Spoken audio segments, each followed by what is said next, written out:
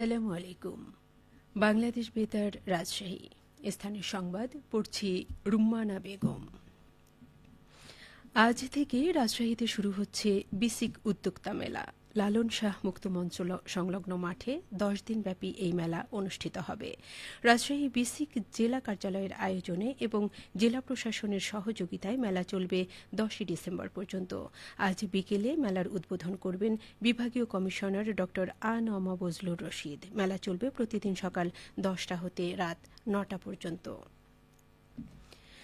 Rajshahi metropolitan পুলিশের নবনিযুক্ত police commissioner ড মোহাম্মদ জিল্লুর রহমান বলেছেন, রাজশাহী একটি বিভাগীয় শহর। এখানে বিশেষ করে ট্রাফিক ব্যবস্থাপনা, মাদক, চোরাচালান নিয়ন্ত্রণ ও সিসিটিভি কার্যক্রম আরও সক্রিয় করতে দ্রুত পদক্ষেপ নেওয়া হবে।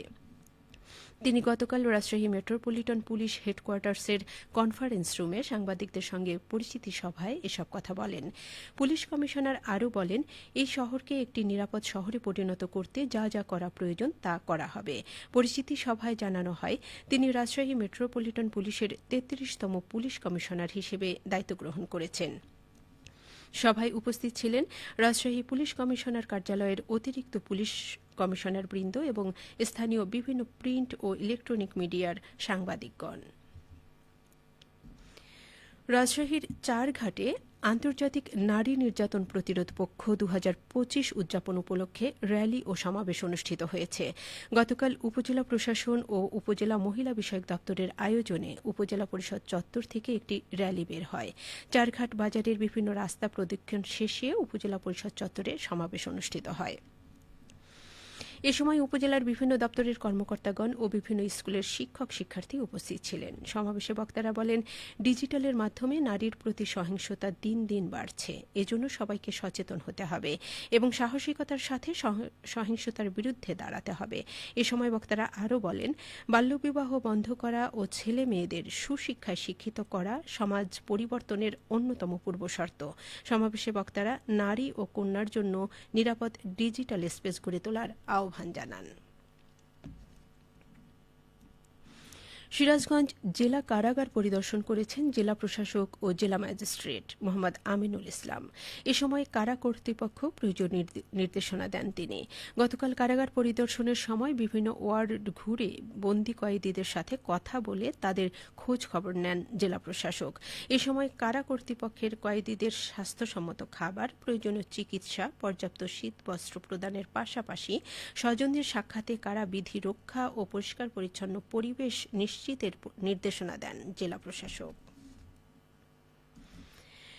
নাটোরের নবাগত পুলিশ সুপার মোহাম্মদ আব্দুল ওয়াহাব নাটোর জেলা পুলিশের বিভিন্ন ইউনিটের কর্মকর্তাদের সাথে বিশেষ মতবিনিময় সভা করেছেন।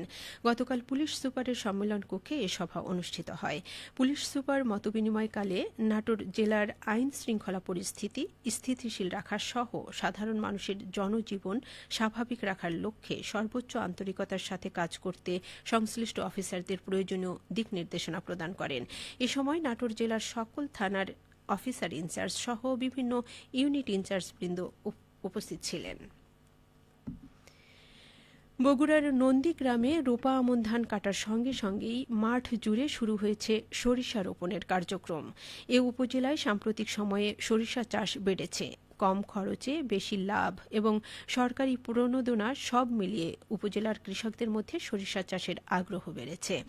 উপজেলা কৃষি অফিস সূত্র জানায়, এ বছরে নন্দীগ্রামে সরিষা চাষের লক্ষ্যমাত্রা নির্ধারণ করা হয়েছে ৭,৫০০ হেক্টর জমিতে। উৎপাদনের লক্ষ্যমাত্রা নির্ধারণ করা হয়েছে ১৪,২৫০ মেট্রিক টন।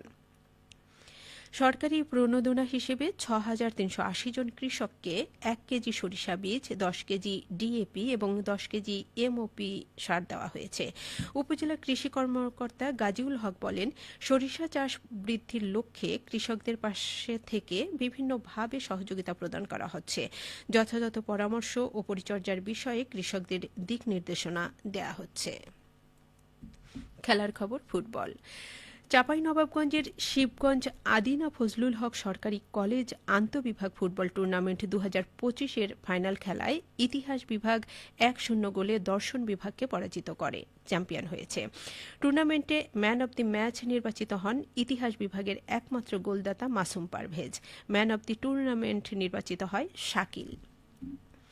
ফাইনাল খেলা শেষে চ্যাম্পিয়ন, রানার আপ ও শ্রেষ্ঠ খেলোয়াড়দের মাঝে পুরস্কার তুলে দেন কলেজের অধ্যক্ষ প্রফেসর ড সৈয়দ মোহাম্মদ মোজাহারুল ইসলাম ও চাঁপাইনবাবগঞ্জ সরকারি মহিলা কলেজের অধ্যক্ষ প্রফেসর বিপ্লব কুমার মজুমদার। টুর্নামেন্টে 10টি দল অংশগ্রহণ করে। সবশেষে আবহাওয়া। আজ দুপুর 12টায় রাজশাহীতে তাপমাত্রা ছিল 25 ডিগ্রি সেলসিয়াস। এ সময় বাতাসে আপেক্ষিক আর্দ্রতার পরিমাণ ছিল 54%। রাজশাহী ও পার্শ্ববর্তী এলাকায় আজ সূর্যাস্ত সন্ধে 5টা 15 মিনিটে। সংবাদ শেষ হলো। আমাদের পরবর্তী সংবাদ দুপুর 2টা 5 মিনিটে।